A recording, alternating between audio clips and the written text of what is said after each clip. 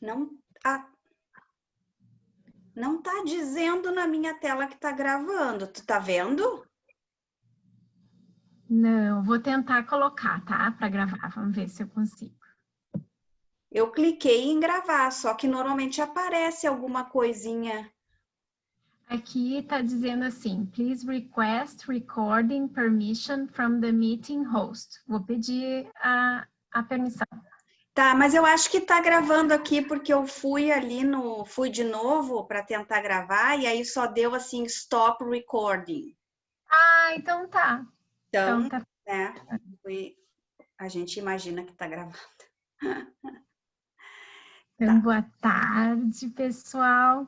Estou aqui com a Juliana Machado, professora de yoga, e ela veio fazer a gentileza de nos ensinar sobre yoga e promoção da saúde na disciplina Tópicos sobre Estudos Interdisciplinares 1, que esta semana é esse o tema da nossa aula. Obrigada por aceitar o convite, Juliana. De nada, Lenise, é um prazer estar aqui com vocês. Quando tu quiseres começar, pode começar, vou me mutar. Tá bem, então eu vou começar. Então, eu preparei aqui um material e eu vou tentar me ater no material, porque, nossa, falar de yoga e meditação é um assunto muito amplo.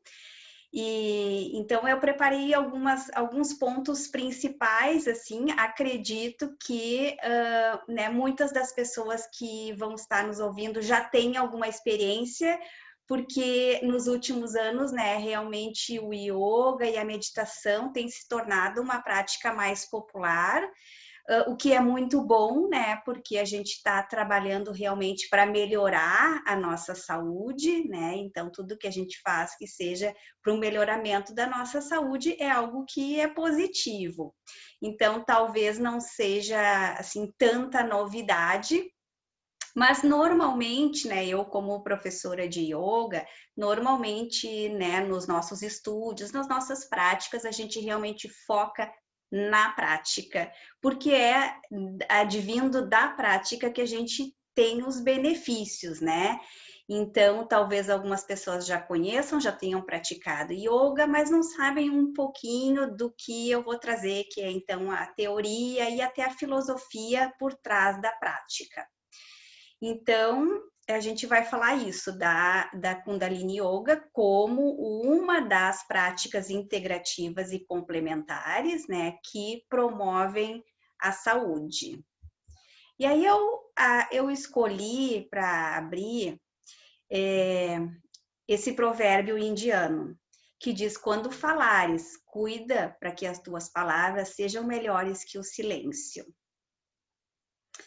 E eu escolhi então esse provérbio, primeiro por, né, ser indiano, que é a origem da yoga, mas também para introduzir um pouco o que é o yoga, que é realmente algo tão amplo que vai desde o silêncio até as palavras. Então, a gente utiliza muitos sons em yoga e por isso me alegra tanto estar falando para o público da fonoaudiologia, porque vocês já têm todo um conhecimento que talvez quando pratiquem vão começar a fazer as ligações, né? E então é um conhecimento, o yoga, que vai, assim como o silêncio, a palavra, vai do corpo à alma, vai do conhecido ao desconhecido. E o tema do yoga, assim, nos círculos acadêmicos e até em produção de pesquisa, ainda é algo novo, né? Então, às vezes a gente pensa que yoga e meditação é algo novo, mas não, é muito milenar, né? Mas realmente, como veio do Oriente, aqui no Ocidente a gente ainda está tentando entender, né, como é que isso faz efeito. A gente sabe quando pratica que faz efeito, mas a gente está tentando entender, né, os mecanismos e trazer então para o contexto mais experimental de pesquisa, né, mais a parte acadêmica. Então, eu vou falar um pouquinho do meu percurso acadêmico. Eu sou psicóloga de formação, me formei em 1998 pela PUC e trabalhei 2 anos, né, como psicóloga, mais na área comunitária. Eu trabalhava em 2 comunidades carentes aqui em Porto Alegre, e aí dentro dessas comunidades carentes eu tinha uma ampla atuação, assim, como psicóloga, porque eu atendia, então, crianças e adolescentes, eu atendia os pais, né, eu atendia a comunidade, e era um trabalho, assim, que me ocupava bastante, né, eu era funcionária da Igreja Católica, então eu tinha o apoio, né, de 2 comunidades religiosas, nessas 2 comunidades que eu trabalhava aqui em Porto Alegre.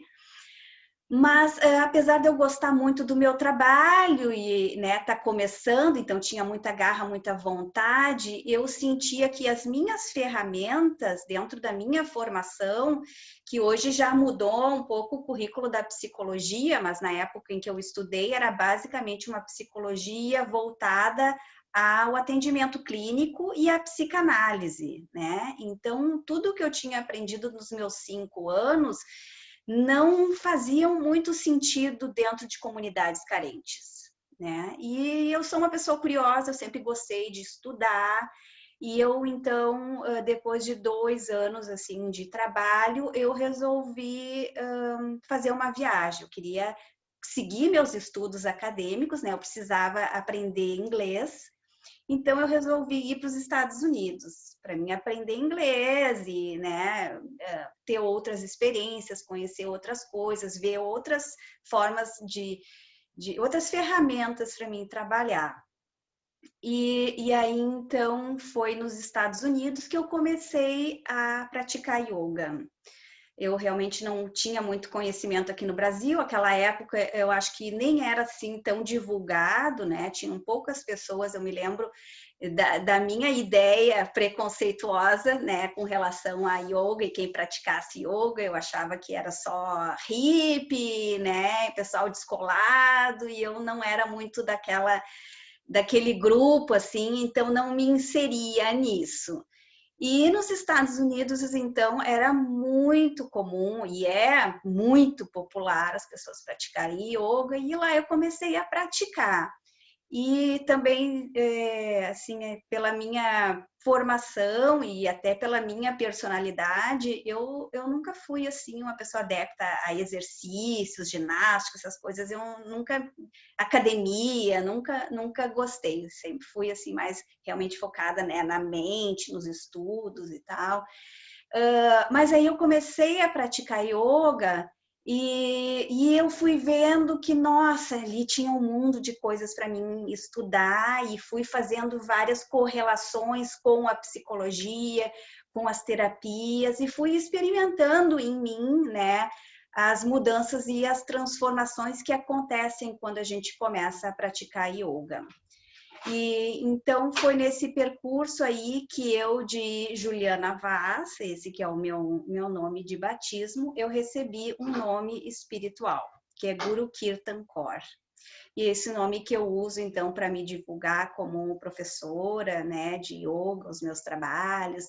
Normalmente, ali na academia, eu algumas vezes eu usei o meu nome espiritual, mas apesar do tema da espiritualidade, da saúde, também terem agora uma maior relevância em estudos, ainda tem muitas pessoas dentro do mundo acadêmico que torcem o nariz quando se fala em espiritualidade, né? Então, às vezes, eu não usava o meu nome espiritual, só usava o meu nome. Mas eu achei que era interessante eu trazer aqui o meu nome espiritual pelo seguinte: O nome espiritual, ele é, então, o nome que tu recebe, e depois, se alguém tiver interesse, eu posso passar o link, tem um site que a gente pede e é gratuito. E aí, esse nome, ele te dá, então, ele aponta como uma seta para o teu destino, para o teu propósito de vida. E isso eu sempre tive curiosidade, né, de saber para que eu vim, o que eu vim aqui fazer. E então esse nome guru significa o professor, né? O guru é aquele que leva a luz para quem está na escuridão.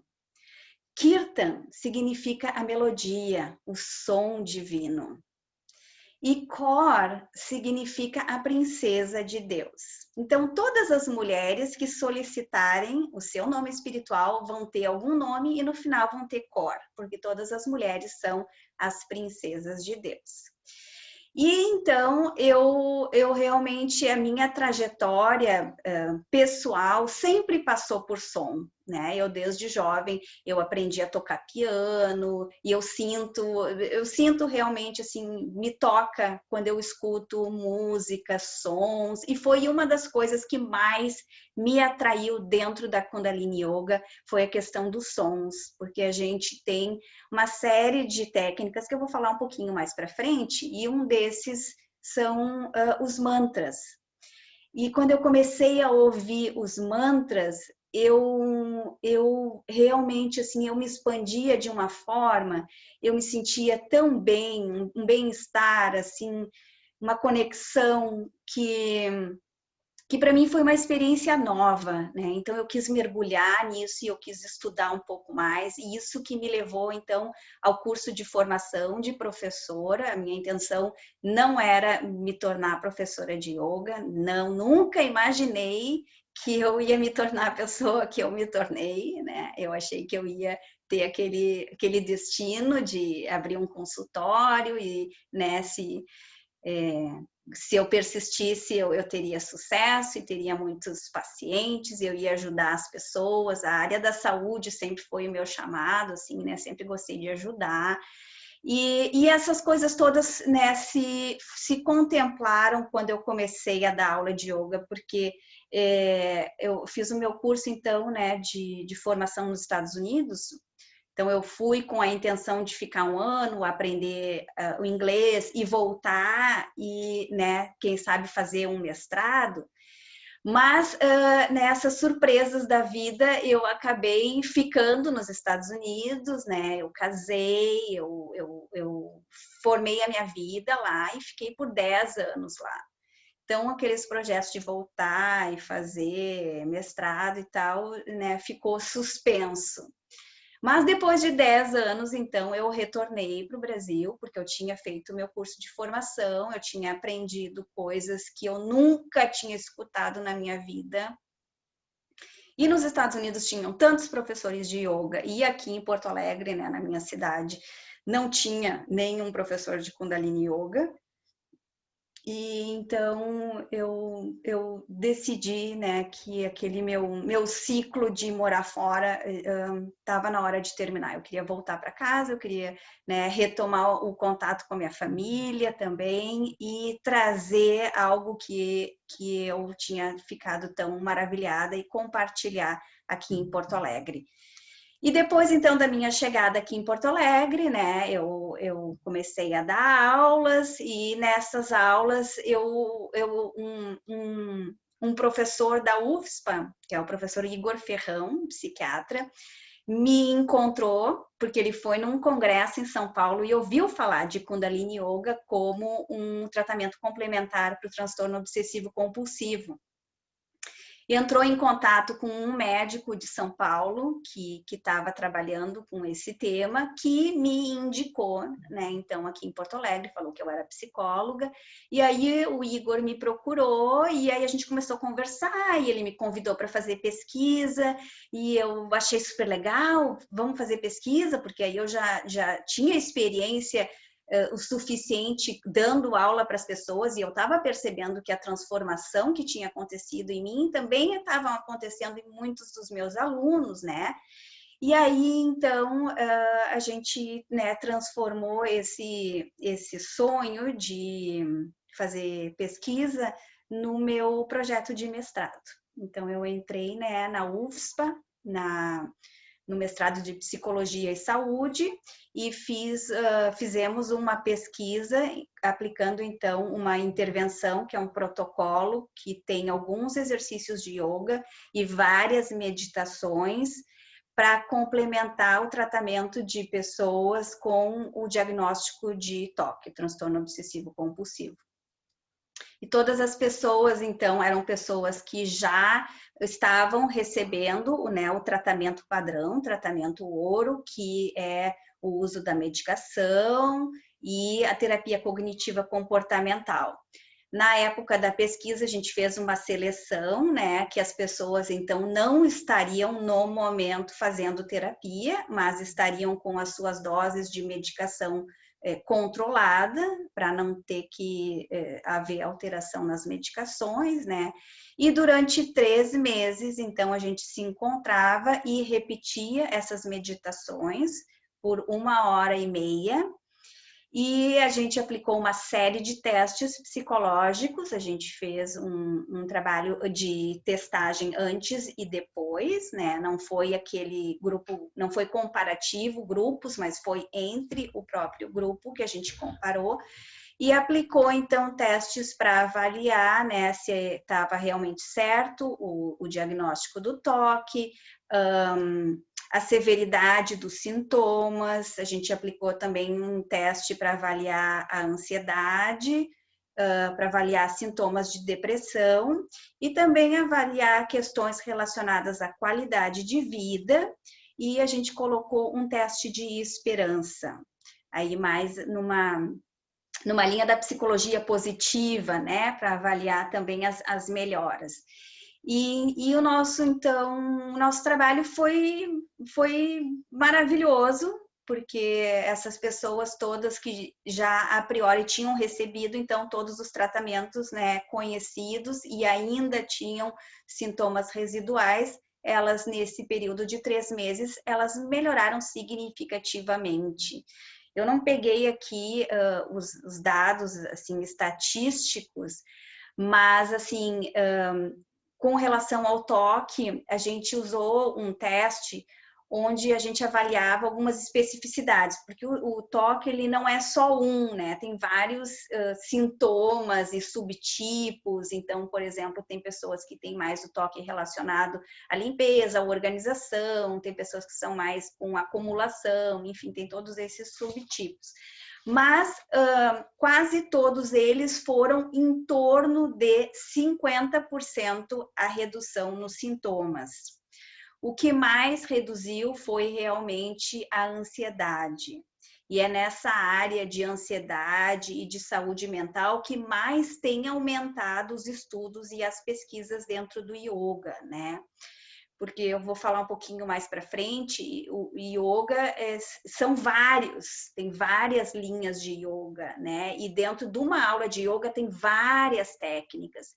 Então, é um pouco complicado a gente fazer pesquisa com yoga para a gente poder determinar de fato o que foi, né, que beneficiou, se foi as posturas, se foi a técnica de respiração, se foi o mantra, né? Porque como sendo uma técnica que é integrativa, isso significa que a gente integra e trabalha todas as partes da pessoa, né? Levando em conta que cada um de nós é um ser inteiro, que temos corpo, que temos mente e que temos espírito. Indiferente se a gente acredita ou não, né?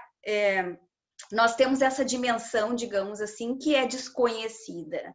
E aí, então, é um pouco complicado a gente fazer essa avaliação neste formato de pesquisa, né, onde exclui os vieses que podem confundir, a gente saber da onde que veio o benefício, né?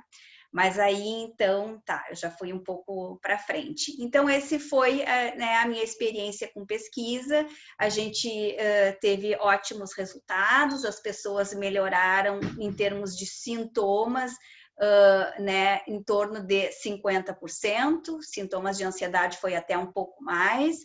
No nosso trabalho não teve muitas melhoras com relação a sintomas de depressão, mas teve também melhoras significativas na qualidade de vida das pessoas.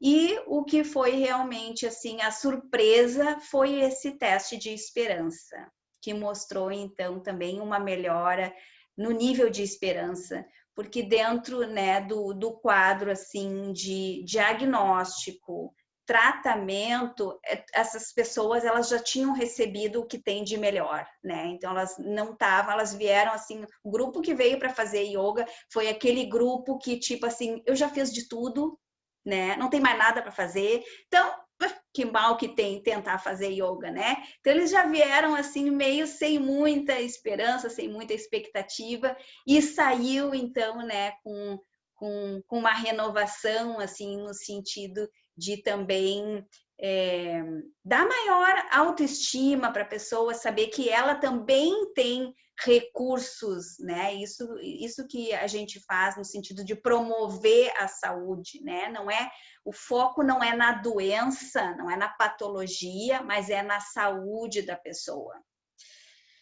E então acho que aqui é isso. Vou entrar então já no tema, né? Que é a yoga e a meditação. Como eu falei, tem várias linhas de yoga, tem vários tipos de yoga.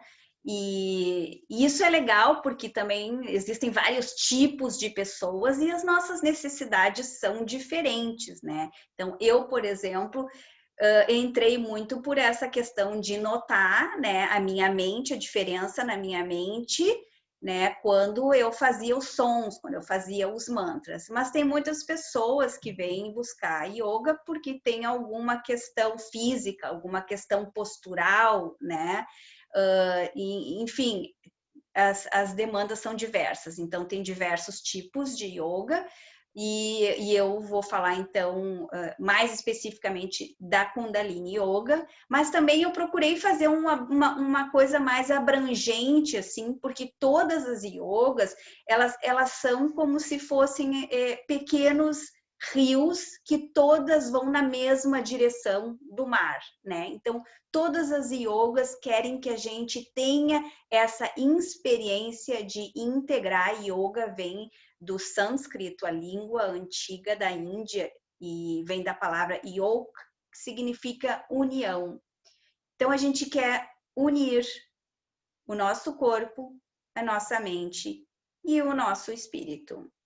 Então, o que é o yoga? É essa técnica integrativa, né, que nos dá essa experiência de nos unir. E eu sempre achei assim o conceito uma coisa muito subjetiva, assim, mas a gente não capta. Tem um outro conceito que a gente diz é unir o eu individual com o universal, né? Então todos esses conceitos, eu acho que eles realmente transcendem um pouco a nossa capacidade de raciocínio linear, né? Por isso que o mais importante é a gente ter a experiência, porque aí a gente consegue sentir o que eu estou falando, né? Entender, eu acho que é mais, parece mais difícil do que de fato o é. Na verdade, quando a gente pratica, é resgatar coisas muito simples. E por isso, então, né, sendo uma técnica integrativa, os benefícios, eles são também, né, bem amplos. A gente, né, tem experiências desde aliviou minha dor nas costas, aliviou a minha enxaqueca, ao melhorou a qualidade do sono, ao diminuiu a minha ansiedade, ao aumentou a minha esperança, né? Então, trabalha, assim, em todos os níveis, promovendo saúde e qualidade de vida. O que não é yoga? Yoga não é uma coisa nova, yoga não é religião, embora tenha, né, esse aspecto da espiritualidade, porque a Índia, tudo na Índia é espiritual, né? Desde com medo, dormir, do dirigir, é espiritual. Mas é um espiritual que ele pode ou não estar ligado a uma religião. Então, eu posso ser de qualquer religião que eu for, que eu vou receber os benefícios se eu praticar yoga, né? E se eu praticar yoga, não vou precisar deixar de ser católica, espírita ou o que quer que seja. A minha prática religiosa, ela também vai se qualificar quando eu começar a praticar yoga. Porque a yoga nos traz consciência. Então, a minha reza, por exemplo, a minha oração, qualquer que seja, isso foi depoimento de uma aluna minha uma vez, ela disse, eu me dei conta que quando eu pegava o meu rosário, eu começava, Pai nosso no céu, santificado seja o vosso nome, venha o vosso reino, e eu dizia aquele negócio sem prestar atenção no que eu estava dizendo. E aí um dia eu comecei a prestar atenção no que eu estava falando, e a minha oração aquele dia foi tão gratificante, né? Então, o que tu fizer na tua vida vai ficar melhor quando tu ter mais consciência do que tu tá fazendo. O teu trabalho, a tua vida, o teu relacionamento, né? Os benefícios, eles realmente, eles se espalham para nossa vida. E não é terapia, né? Yoga não é terapia, embora possa ser terapêutica, né? E tem agora, sim, uma nova área de estudos na yoga, que é a yoga terapia.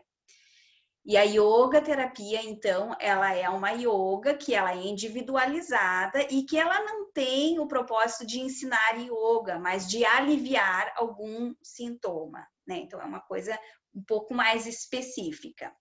A yoga, de uma forma geral, ela não é terapia, mas ela pode ser terapêutico, né? A gente percebe na nossa prática que quando termina, né, uma aula, normalmente a gente está se sentindo mais calma, mais tranquila, né? Então, nesse sentido, sim, pode ser terapêutico. Assim como não é ginástica, embora a gente trabalhe o nosso corpo e receba muitos dos benefícios da ginástica.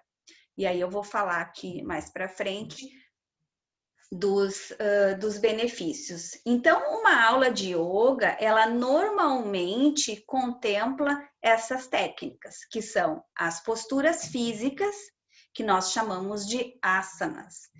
Então, é a forma que no Ocidente mais se popularizou o yoga, através do Hatha Yoga, né? Onde a gente faz uma série de alongamentos e que são maravilhosos para a gente realmente se conectar com o nosso corpo, né? Para fortalecer o tônus muscular, para ganhar flexibilidade. Então, todos esses são os benefícios, né? Que eu vou falar um pouquinho mais para frente, que, digamos assim, são o efeito colateral da prática, né? O nosso objetivo geral é estabelecer essa comunhão, né? Do nosso todo.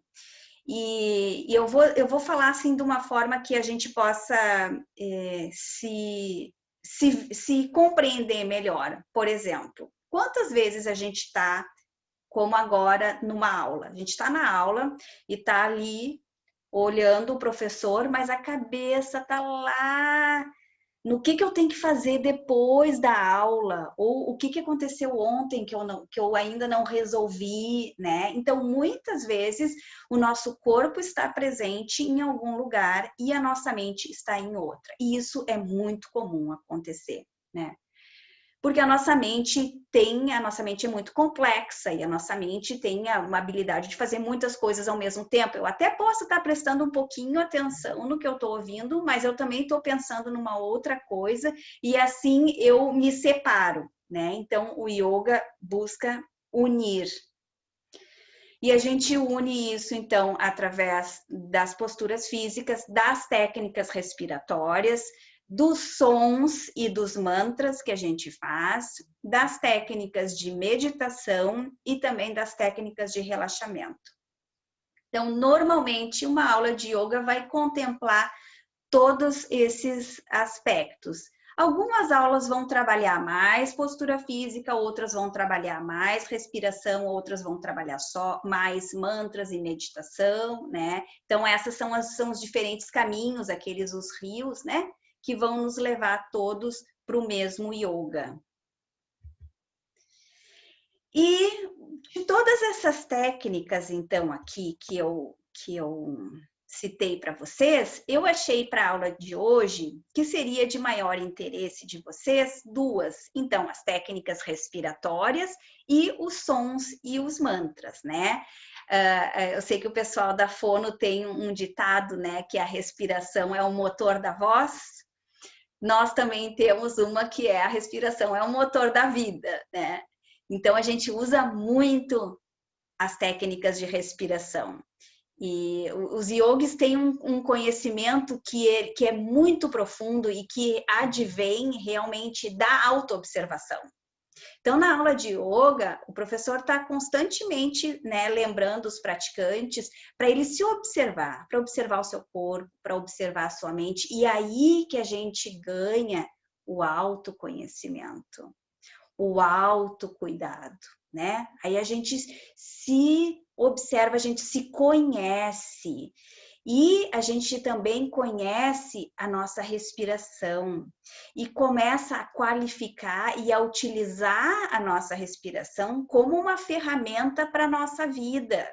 Então, por exemplo, tem alguns tipos de respirações que são para que a gente tenha mais disposição, que a gente tenha mais energia. Então, ao invés de eu ficar, por exemplo, consumindo muita cafeína ou algum outro tipo de estimulante que não promove a saúde, a gente aprende que a gente pode respirar vigorosamente, puxando a barriga para dentro. Essa chama respiração de fogo, né? Essa é uma respiração que a gente faz para nos acordar quando a gente já está meio sem energia, meio sem sono e tal. Assim como tem técnicas de respiração que nos auxiliam a se acalmar. Tem técnicas de respiração que nos ajudam a nos equilibrar. Então, a gente aprende a respirar por uma narina, respirar por outra, respirar pela boca, respirar pelo nariz. Tem um infinito de técnicas, né? Que realmente até agora, para nós, porque a gente não tinha ainda na ciência uma tecnologia para medir o que os yogis falavam a partir da autoobservação, né? Com agora, então, uma maior tecnologia que mede, por exemplo, as ondas cerebrais, a gente conseguiu ver que quando respira, por exemplo, pela narina esquerda, a gente estimula o lado contralateral do nosso cérebro, né? Então, a minha pesquisa, por exemplo, que foi com pacientes com o diagnóstico de toque, muitos desses pacientes eles têm um desequilíbrio no lado direito do cérebro. Então, a gente ficava fazendo uma respiração extremamente controlada, né? Que aí pega uma qualidade já da pessoa que tem esse transtorno, né? Que é a questão do controle. Então, a gente bota todo aquele controle para fazer uma respiração que é toda contada, onde a gente inspira durante tanto tempo, e aí a gente fica segurando o ar, depois a gente solta durante tanto tempo, e depois a gente fica sem o ar tanto tempo, né? Então é uma coisa que requer uma constante atenção, uma constante vigilância, né? Que também isso faz parte dos quadros, assim, de medo, ansiedade, fobia, quando a pessoa fica sempre vigilante, né? Então a gente utiliza dessas qualidades, dessa personalidade, para treinar essa respiração que vai modular, então, a atividade no lado direito do cérebro. E aí, então, né, agora com tecnologia, a gente está conseguindo mensurar algumas coisas que os yogis diziam que era porque eles se observavam e simplesmente sabiam que eram, né? Mas, né, para nós, ainda dentro da nossa ciência, a gente precisa dos dados que nos mostrem e que nos comprovem, né? Então, a gente tem hoje comprovações de que as técnicas respiratórias, elas influenciam tanto no funcionamento do nosso cérebro, quanto também das nossas emoções, podendo ser utilizado, então, como ferramenta de saúde, né? E aí, então, eu vou falar um pouquinho para você sobre os mantras. Eu coloquei aqui o símbolo do Om, que talvez seja um mantra que mais a gente conheça, né?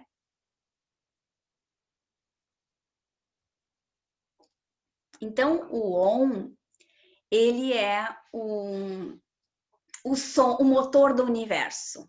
Esse é o, né, o Om, tu fica repetindo que é para ti entrar na vibração do universo. Então, entoar mantras tem a ver com frequência, com ressonância, com vibração, que a gente produz com a nossa língua, estimulando determinadas áreas, né, do céu da boca. E aí a gente até fala, né, do céu, a gente diz o céu porque é através desse céu que a gente conecta com o nosso infinito, estimulando áreas do nosso cérebro que vão expandir a nossa consciência. Então, a língua, ela vai, os mantras normalmente são sílabas curtas, como o Om, mas tem alguns mantras que são mais longos. Mas a característica do mantra normalmente é a repetição. Então, né, tu começa com um som a repeti-lo, e aí então tu vai criando essa vibração sutil que vai então como se fosse uma caixa acústica no céu da tua boca, vibrando no teu cérebro. Em especial, então, na hipófise, né, que é uma pequena glândula que fica localizada mais ou menos nessa área. Muitas vezes a gente medita focando os olhos aqui, que é também para estimular a energia aqui nesse ponto, né? E aí, então, a hipófise, ela é a glândula mestre do nosso corpo, que regula todas as outras glândulas que regulam os nossos hormônios, toda a química do nosso corpo, né? E, então, elas estão diretamente relacionadas com as nossas emoções. Existem também alguns tipos específicos de mantra e de meditação que estimulam a pineal, que é uma outra glândula do nosso cérebro que ainda sabe-se pouco, né? A gente sabe algumas coisas, que a pineal ela está relacionada com a melatonina, com o sono, assim como com a serotonina, né? E durante a adolescência com o crescimento, mas é basicamente isso que se sabe. E também tem alguns estudos que mostram que a pineal produz o DMT. O DMT, eu escrevi porque eu só sei a sílaba, é dimetiltriptamina. Essa, então, é uma substância que tem no nosso corpo, que é estimulada pela meditação e existe também fora do nosso corpo em substâncias psicodélicas, como o ayahuasca, como o peyote, né? Então, essas plantas, elas te dão essa experiência psicodélica. E, então, através dessa estimulação dos mantras, a gente estimula a pineal, que os yogis chamavam Amrit, que é o néctar.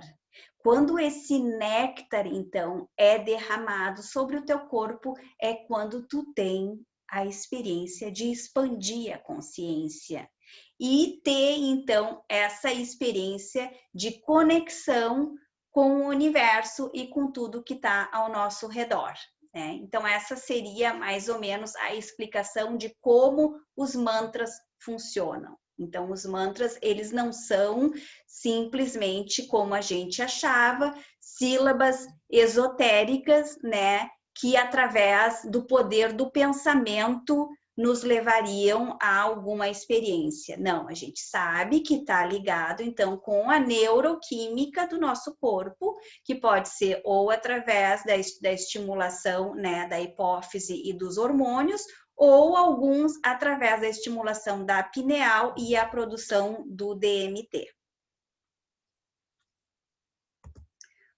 Ponto. Vamos passar então agora para as técnicas de respiração. Nós chamamos pranayamas. Então, como eu falei para vocês, existem muitas técnicas. A gente pratica respirar por um nariz, por outro, respira pelo nariz, expira pela boca, expira pelo nariz, e também acompanhado das outras técnicas, que são, então, ou as posturas, então eu posso fazer determinada respiração sentadinha, ou eu posso fazer deitada, ou eu posso fazer de cócoras, ou eu posso, né, fazer com as diferentes posturas, assim como eu posso também associar com os mudras. Eu não botei lá, mas essa é uma outra técnica. Os mudras são os gestos que a gente faz com as mãos, né? Esse aqui eu acho que é o mais conhecido, que a gente medita às vezes com os dedinhos assim. Então, a gente pode também usar diferentes mudras com diferentes técnicas de respiração. E, bom, os benefícios, então, da gente fazê-los são o seguinte. Primeiro, eu coloquei como um treinamento de autocontrole e de autorregulação.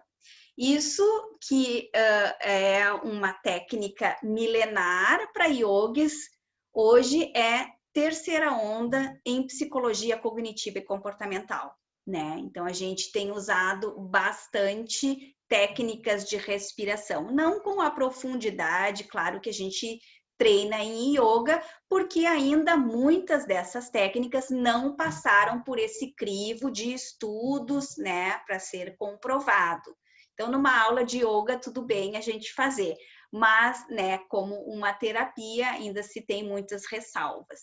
Mas quando a gente treina a nossa respiração, a gente ganha autocontrole, né? Então, não é simplesmente essa respiração que acontece a todo tempo que a gente nem se dá conta que está respirando, né? A gente respira de uma forma, a gente observa a respiração, às vezes nos desafia, porque a gente retém, né? A gente segura o ar, e o natural é o ar tá entrando e saindo livremente, né? E aí, então, quando tu fica segurando o ar, é como se tu te segurasse, né? Tu tem que ficar ali te mantendo no controle, e isso nos dá, então, né, realmente esse autocontrole que é fundamental para a nossa vida, né? Teve uma vez na sala que eu tinha um estúdio que faltou luz e um aluno ficou preso no elevador. E ficar preso no elevador não é uma experiência prazerosa, né? Mas aí aí a gente ficou conversando pelo telefone, né? Eu disse para ele, não, nós já chamamos aqui, né, alguém para vir, mas aí então tu fica aí respirando, né, para não entrar em pânico, nada assim. E então esse foi um dos momentos assim em que esse aluno aplicou na prática na sua vida, né, o que a gente vinha treinando, né, no tapetinho e no estúdio. Então, essa realmente eu acho que eu botei de primeiro, porque eu acho que essa é uma dos principais benefícios, né? A gente sentir que a gente, né, tem um certo autocontrole, que é, na verdade, o único controle que a gente tem. A gente gosta de tentar controlar muitas coisas na nossa vida, muitas pessoas, só que a gente não controla. Então, isso é muito frustrante. Quando a gente aprende que a única coisa que a gente pode controlar é a gente mesmo, e a respiração é a melhor forma de fazer isso, porque a respiração ela é tão básica, né? A respiração é a nossa vida. Se eu tô respirando, eu tô viva. Se eu não tô, né? Que ela, então, ela logo comunica isso, é tão visceral que quando tu muda a tua respiração, a mente segue e o corpo segue a mente. Então, esse é o ditado do yoga, né? A respiração, a mente segue a respiração e o corpo segue a mente. Então, a gente não tenta controlar a mente, a gente pratica controlar a respiração, porque a mente vai seguir a respiração. Fisicamente, a gente tem uma melhora, né, nos nossos pulmões, na nossa capacidade de respirar. Quando a gente respira melhor, a gente tem uma melhora na qualidade de vida. E isso é uma coisa, assim, que é tão simples, eu digo, né? Tão simples tu respirar com qualidade e que isso melhora a tua qualidade do sono, né? Quando tu respira profundo, tu tem até, né, um ditado popular, calma, respira profundo, calma. Porque quando tu respira profundo, tu consegue pensar melhor, tu oxigena o teu organismo, tu oxigena o teu cérebro, né? E tu consegue, então, tomar melhores decisões. Nos dá, então, mais esse equilíbrio, né, emocional e, portanto, promove saúde, né, e previne doenças. Porque se a gente respira profundo, a gente é muito mais calmo, a gente é muito mais tolerante, então não tem, nos ajuda muito no gerenciamento do estresse, né? É uma ferramenta que está sempre disponível, então tu não precisa de nada, né? Tu pode estar trancado dentro do elevador, que a respiração é o teu remédio. Então, alguns dos benefícios são através, né, das posturas físicas que a gente faz, ganhar um fortalecimento na musculatura, melhorar a nossa postura, diminuir o estresse e a ansiedade. Isso aqui, todos os estudos que eu conheço que falam sobre estresse e ansiedade mostram que as yogas, eles diminuem, né? Porque a ansiedade, normalmente, ela está relacionada com o futuro. A depressão, ela está mais relacionada com o passado, né? Mas a ansiedade está relacionada com o futuro. Então, tu está preocupado com o depois, o que tu vai fazer depois, como é que vai ser amanhã, como é que vai ser o teu futuro. E a gente pratica muito em yoga o estado de presença. Então, essa condução que a gente faz de se observar, de se cuidar, isso nos traz para o presente, né? Então, isso faz com que alivie os pensamentos relacionados ao futuro e à ansiedade. Então, a gente está se movimentando, a gente está respirando melhor, a gente tem mais vitalidade, a gente tem mais vigor, né? Mais entusiasmo para viver.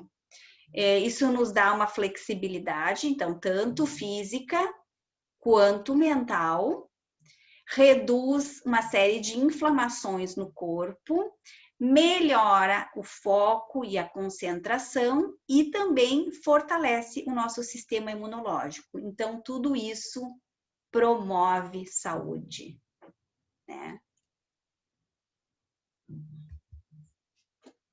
Eu vou falar então um pouquinho da filosofia.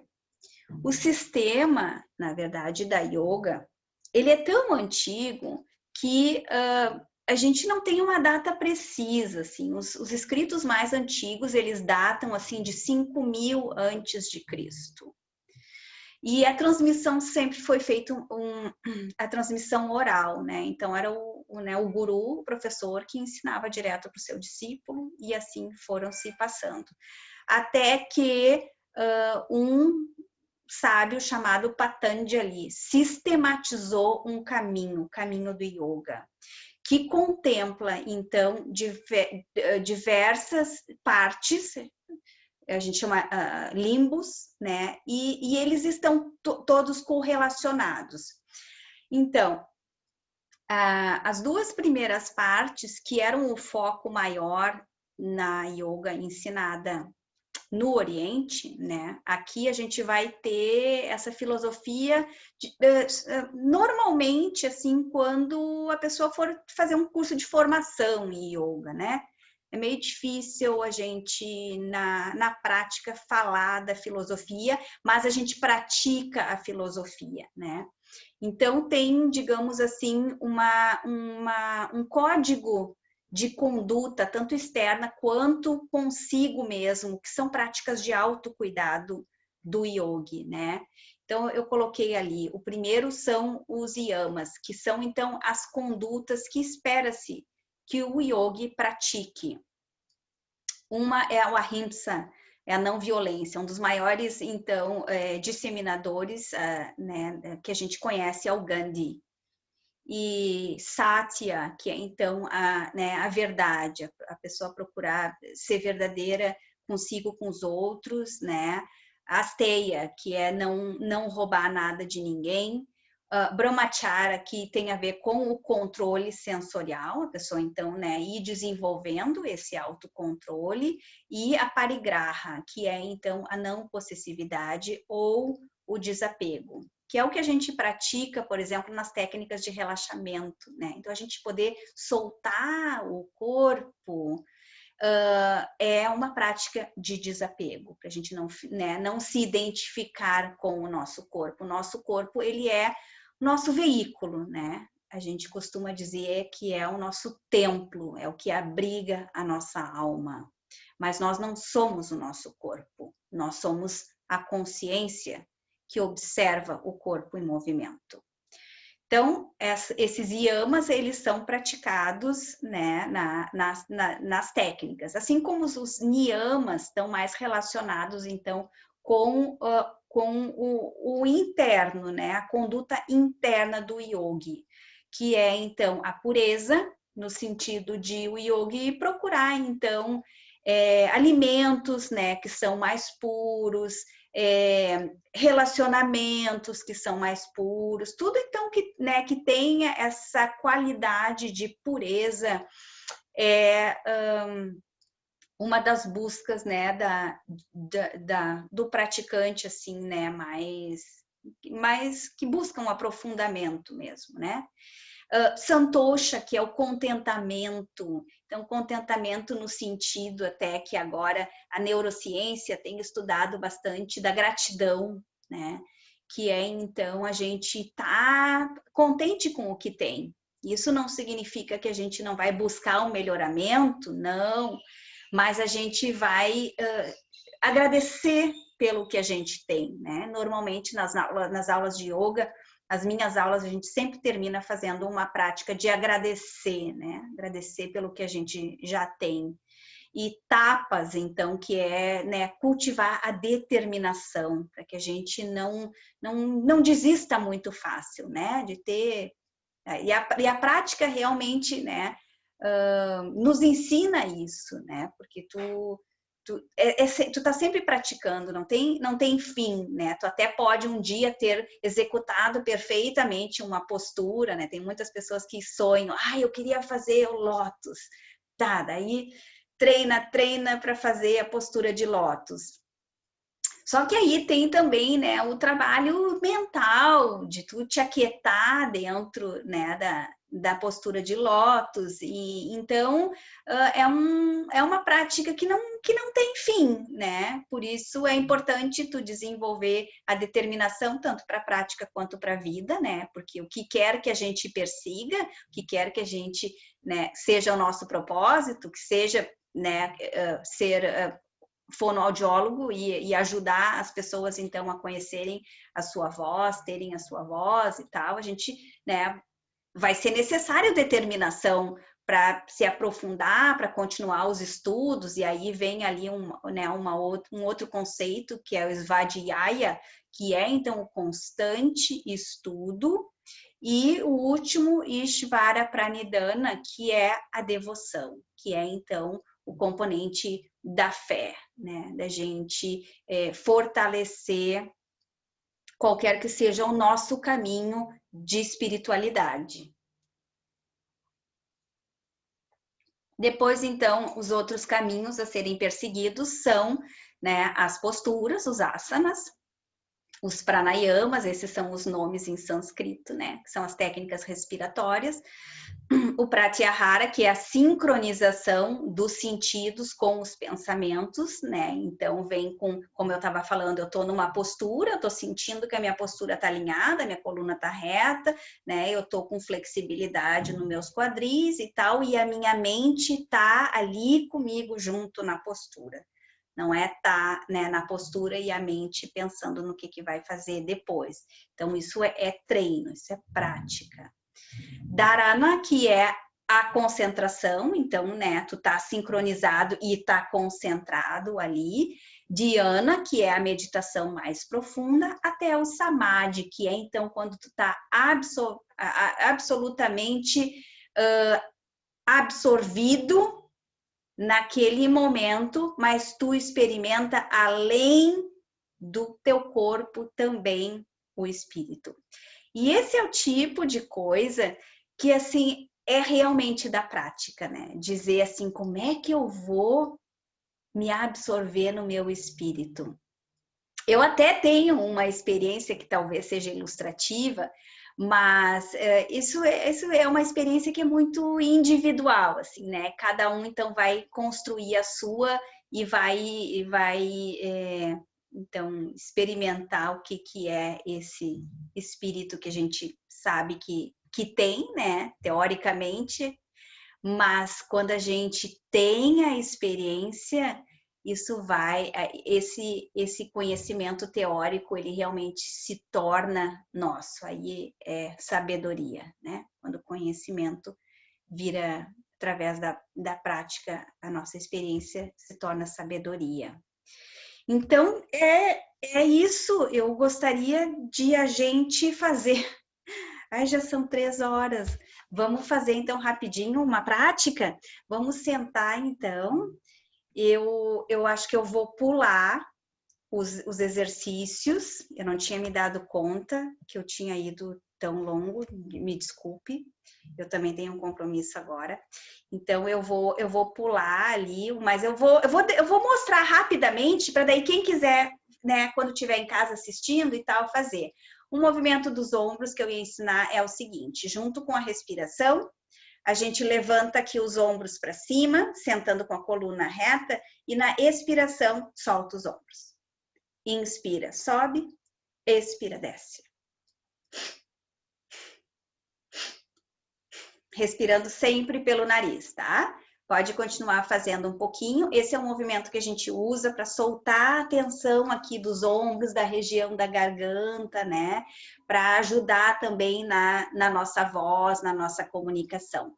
O segundo exercício é, depois da gente relaxar os ombros, a gente observar os ombros relaxados, manter a coluna reta e girar a cabeça. Então, a gente vem trazendo o pescoço para frente e começa devagarinho a alongar o pescoço.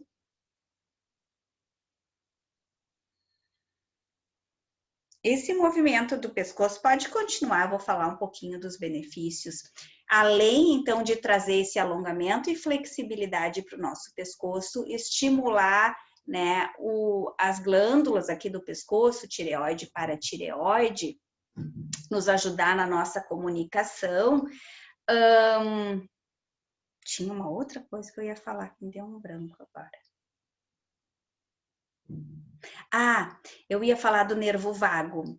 Então, esse nervo, ele é um nervo muito importante no nosso sistema nervoso parasimpático, ou seja, nos ajuda a acalmar. E ele fica aqui bem na base do cérebro, ele sai da base do cérebro, são dois, eles saem da base do cérebro e vão até o nosso abdômen. Por isso que quando a gente está nervoso, a gente sente, né, umas coisinhas assim na barriga, né? Ou umas borboletinha, ou até, né, diarreia, constipação. Então, porque o nosso sistema nervoso está ligado, então, aqui com o abdômen. Então, aí depois a gente girar a cabeça para um lado e depois para o outro, que já vai nos dar um pouco mais de calma e tranquilidade. A gente vai trazer a cabeça e alinhar com a coluna. Aí a gente desliza o queixo um pouquinho para dentro, sem baixar a cabeça, mas é só para esticar o pescoço e manter a coluna reta. A coluna reta é super importante em yoga. Aí a gente vai experimentar fazer esse mantra ONG. A gente não pronuncia o G, é só para mostrar o movimento que a língua faz. Como se eu fosse fazer o G, ON, eu vou levar a pontinha da língua e colocar no céu da boca. E aí ficar, então, prestando atenção na vibração que causa. A gente vai fazer um mudra, que é assim, ó, entrelaçar os dedos. Então, fecha assim as tuas duas mãos. E aí, tu vai esticar só os anelares. Une os anelares. E os outros dedos continuam fechados. Aí, a gente traz as mãos e coloca aqui em frente ao peito. Faz essa trava no pescoço e fecha os olhos. E aí, experimenta inspirar profundo. E exala fazendo Om.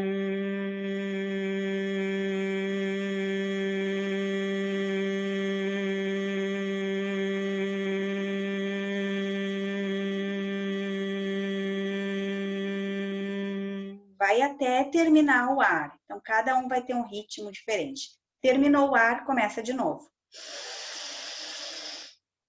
Om.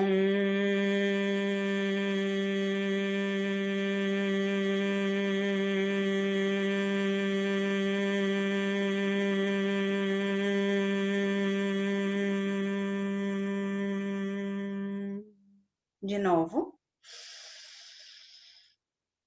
Om.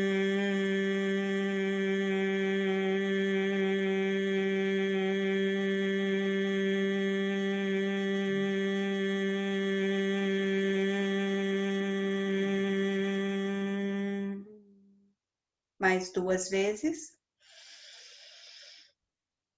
Om.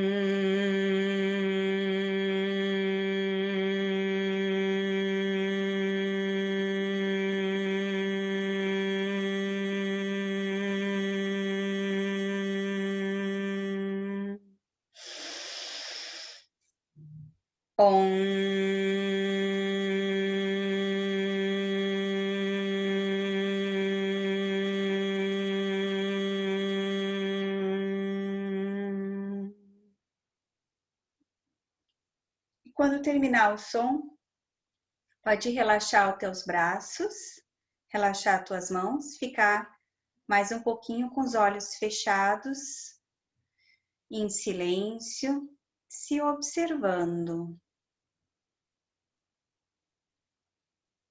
Procura só observar o corpo e a mente.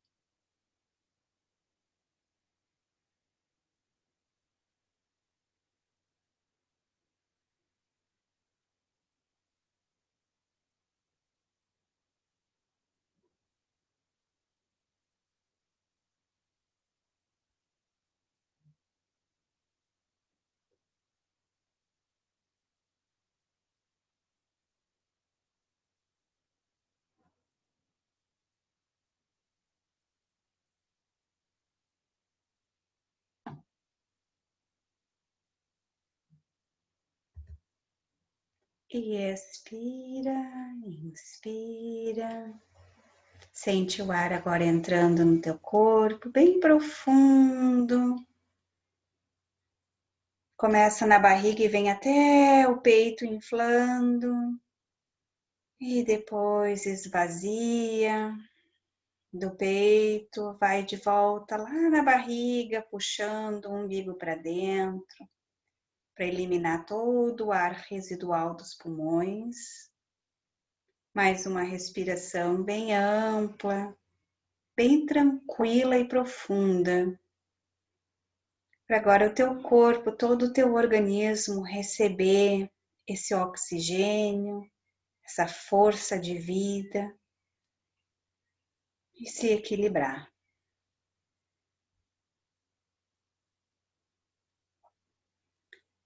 Então pode ir abrindo os teus olhos. Muito obrigada, então, pela oportunidade de estar aqui com vocês. Eu deixei os meus contatos, meu e-mail e o meu Instagram, se tiver alguma dúvida, algum comentário. Obrigada, Lenise.